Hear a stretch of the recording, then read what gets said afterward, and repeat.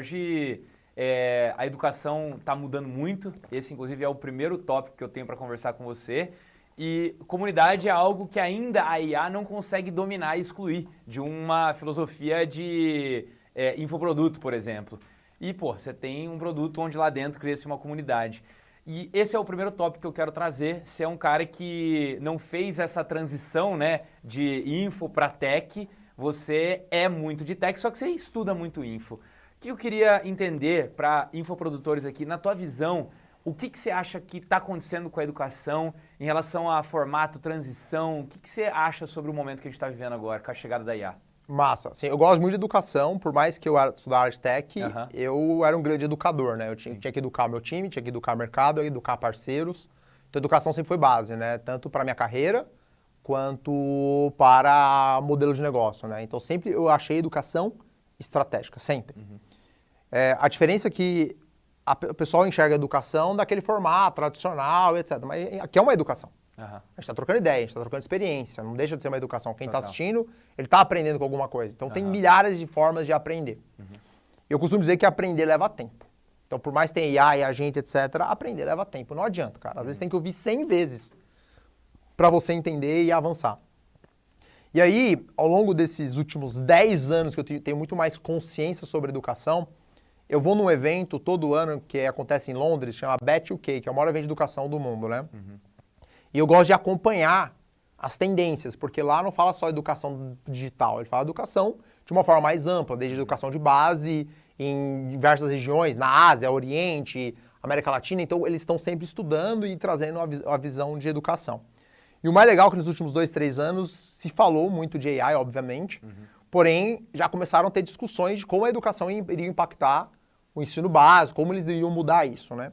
Então, na minha visão, óbvio, quando surgiu o AI, lá o OpenAI muito mais forte em 2022, a primeira coisa que eu tive que entrar numa reflexão profunda era se o meu negócio existiria, né, nos próximos 5, 10 anos, né? Porque você fala, pô, será que a AI, robô, vai substituir tudo, né? Sim.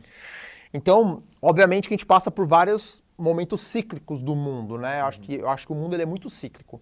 Então, primeiro é muito forte você fazer... E no digital você vê isso muito mais claramente. Muito claro. Quem está mais tempo no digital, eu estou desde 2022, vamos dizer assim, né? Mas se você analisar o meu passado, conversar, você vê que as coisas são meio cíclicas. Agora o que funciona é a forma de lançamento. Não, agora é isso, agora é aquilo. E se você perceber, no final do dia as coisas vão mudando. E elas vão meio que os conceitos vão se permanecendo.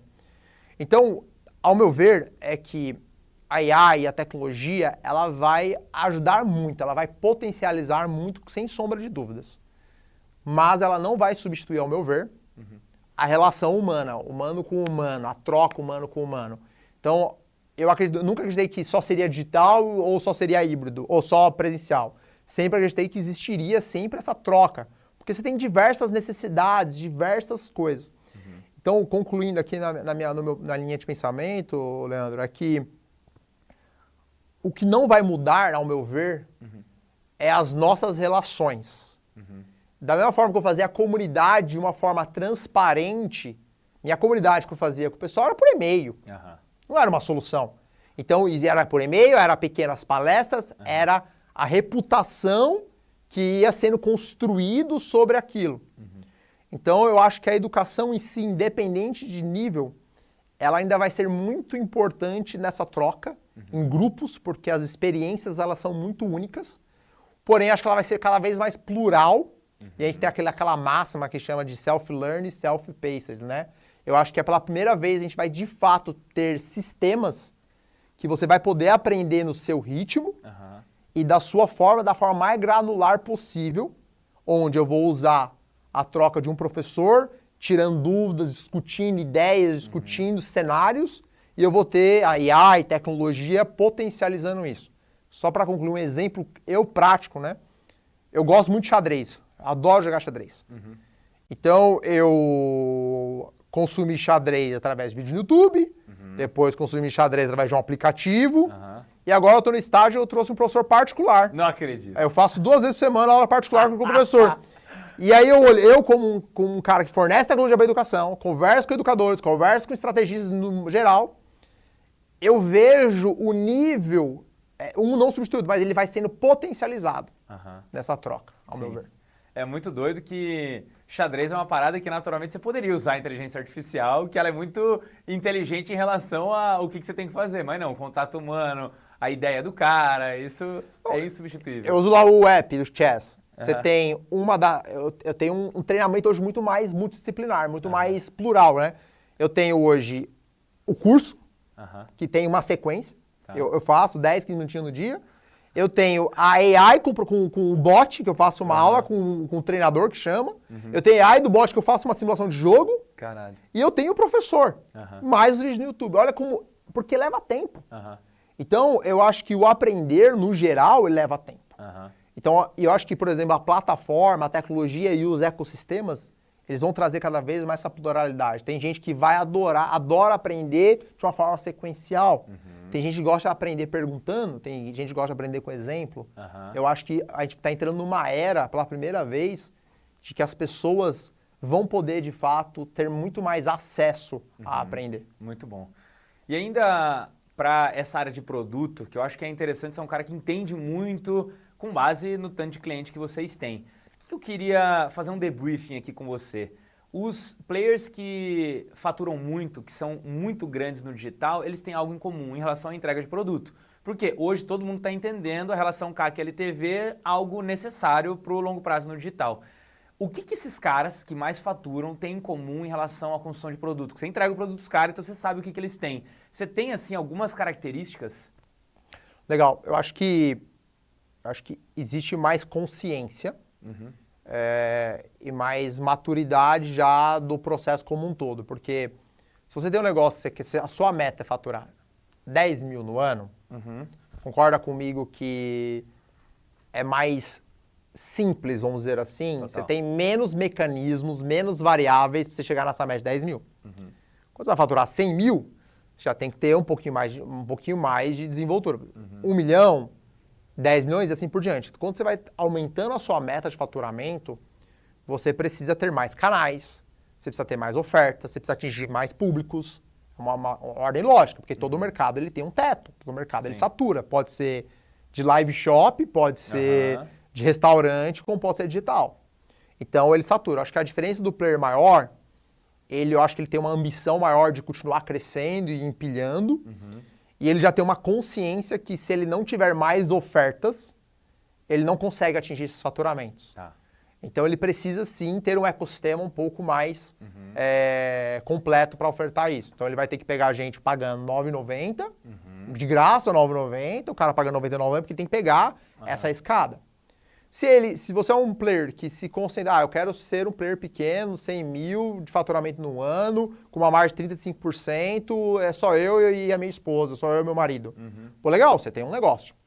Ele vai ser pocket, ele vai ser muito mais simplificado, você vai ter um teto. Mas se você, a partir do momento que você quiser começar a aumentar esse faturamento, você vai precisar começar a construir produto. Tá. Pode ser que você vai perceber isso, que você está no mercado, às vezes no mercado de saúde, que ele é mais amplo. Você fala do mercado fitness, mais amplo, mas se você dependendo dos nichos do mercado, você começa a ter esse entendimento um pouco mais na pele. Você começa a buscar a diversidade, não adianta. Muito bom.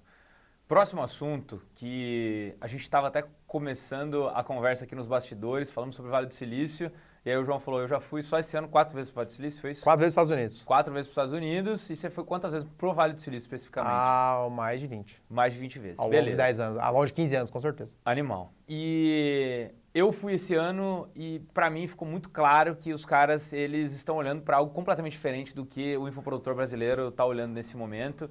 E eu acho que chega o momento de uma reflexão importante aqui. A gente está naturalmente vivendo um ponto de inflexão. Cara, e aí? Será que eu vou morrer para IA? Será que eu sou substituível ou não? E eu queria que você falasse sobre o que você tem visto, não só em Vale do Silício, mas em empresas que são vendáveis, nem o que está comprando, nem o que está investindo em empresa. O que tem de procura e de mudança, assim? Para onde esses caras estão olhando que você acha que é replicável para o digital? Cara, eu acho que o Vale do Silício, os Estados Unidos no geral, né? Acho que não só os Estados Unidos, mas as grandes potências, China, os caras sempre estão olhando muito para frente, né? Isso é um fato, né? Porque o cara tem que fazer um investimento, que ele quer construir uma empresa bilionária, etc. Acho que o que eu gosto muito de ir para os Estados Unidos é uma forma de subir a régua. Eu gosto de estar lá para subir a régua, eu gosto de ir nos eventos. mas eu não vou só num único evento. Eu não vou só no evento de SaaS, do SaaStr. Eu gosto de ir no evento de negócios, eu gosto de ir no evento de tecnologia, eu gosto de ampliar muito o repertório. É uma coisa que eu gosto muito. E uma coisa que eu percebo, assim, nos Estados Unidos no geral, tem que tomar um pouco de cuidado, né? Porque acho que os Estados Unidos tem uma economia de 28, quase 30 trilhões de dólares. O Brasil tem uma economia de 2,5 trilhões de dólares. Né? É muito diferente de tamanho de economia. São de 10 vezes. Então, comporta muito mais negócios. Um negócio pequeno nos Estados Unidos fatura 10 milhões de dólares. Então, assim, é bem interessante a diferença. Mas, o que eu vejo do ponto de vista de tech, existe se você for Vale do Silício e só fazer uma agenda com VCs, com Venture Capital, com investidores, você vai ter um viés. Você vai ter um viés. Porque esse cara tem um viés. Esse cara tem que investir em empresas que vão crescer 100 vezes. Então, você vai ter a percepção que todo e qualquer negócio precisa crescer 100 vezes. Então, tem um viés. Então, se você vai para Nova York, é outro viés. Você vai conversar com VCs de investimento em empresas tradicionais, por exemplo. Ele tem outro viés. Então, eu acho que existem bolhas nesse sentido. Quem vai para o Vale do Silício, eu estou vendo várias excursões no Vale do Silício recentemente, e é muito legal. Você está vendo um viés de empresas de tecnologia que precisam escalar 100, 500, 1000 vezes com a hype de AI. Então, só para melhorar a ideia aqui. O meu investidor, ele acabou de investir numa empresa no Vale do Silício de um menino de 18 anos. Os caras, sei lá, procuraram 5 milhões de dólares lá. Então, o que eles estão buscando? Eles estão buscando uma pessoa que vai trabalhar 18 horas por dia, imagina isso, estão buscando uma que vai trabalhar 18 horas por dia, que não tem nenhum vício, que está entrando dentro de uma nova plataforma de AI, e esse cara vai encontrar um negócio absurdo. Porém, 5 milhões de dólares parece muito dinheiro, né? Porém, se o cara tem um fundo, se o investidor tem um fundo de 500 milhões de dólares, isso não é nada. É nada. Então, ele vai pegar 100 moleques igual esse, ou 100 negócios igual esse, e se 2 der certo, ele pagou o fundo inteiro. Valeu muito a pena. A rentabilidade é alta. Qual é a mentalidade quando eu olho para startups no Brasil? É a mesma coisa. Startups no Brasil que estão querendo construir teses de também virar unicórnios, né? Cara, qual é a mentalidade? Crescer muito rápido, você encontrar uma brecha de mercado, encontrar uma solução e crescer muito rápido. Beleza? Isso é massa. Ele injeta um caminhão de dinheiro ali atrás e ele precisa crescer muito rápido nos próximos 2, 3 anos. Óbvio que se ele quebrar, ele quebrou, é isso aí, apertou a mão, não deu e bora para a próxima jornada. Segue o jogo. Então perceba que a mentalidade é uma mentalidade muito específica de muito dinheiro queimando. Então tudo muda, você fica muito mais agressivo. E se você não tem maturidade, você sai contratando a qualquer salário, é tanto dinheiro disponível que você queima dinheiro de uma forma muito absurda. Então um grande cuidado que eu trago aqui, Ferrari, eu acho que é importante entender os modelos, é importante entender, mas tem que entender as realidades também. Tem que entender as realidades. Então, eu acho que o que eu aprendo no mercado de startup de VCs? Eu aprendo a tomar mais risco e olhar muito para frente. Eles me ensinam muito a olhar a longo prazo na construção de valor. Olhar mercado, olhar o próximo dígito, a próxima escala. E o que eu gosto do mercado digital, que eu acho que ambos os mercados podem aprender um com os outros. O do digital, cara, é um business que ele aprende a ter margem logo do dia 1 e subir um caminhão de funis. Ele nasce vendendo. Ele sabe fazer dinheiro. Ele sabe fazer dinheiro. Que eu acho impressionante, que é o que eu aprendi muito com o nosso mercado. Então, eu acho que o nosso mercado tem muito a ensinar o mercado de tecnologia como um todo, empilhamento de funil, estratégia, etc. E esse mercado digital, do ponto de vista de startups, tem muito para ensinar a geração de valor no tempo. Ou seja, o que eu concluindo aqui? Desde o dia 1, as startups precisam entender os indicadores bases de sucesso. NPS, LTV sobre CAC, churn, NDE, que é Net Dollar Retention, como você cresce faturamento dentro da base. Então, é muito importante você entender os indicadores de sustentabilidade do negócio. Você também não escala. Que eu acho que o digital, ele olha pouco para os indicadores de sucesso. Ou seja, eu prometi algo, e esse algo que eu prometi precisa ser entregue, senão eu perco. Então, moral da história. Dependendo do setor que você está entrando, se você quer virar um unicórnio, quer valer $1 bilhão, você não pode perder um cliente, cara. Porque cada cliente conta nessa jornada. Porque você não tem mercados infinitos. Todo mercado ele é finito. Então, é muito do jogo de eu preciso ser o número 1. Então, os VCs lá, que você vai em Nova York, lá nos Estados Unidos, você tem que encontrar uma brecha de mercado, uma categoria, onde nessa categoria você é capaz de ser o número 1 e valer $1 bilhão. É bizarro. Percebe? É bizarro. Por isso que é um jogo de altíssimo risco. Mas quem investe?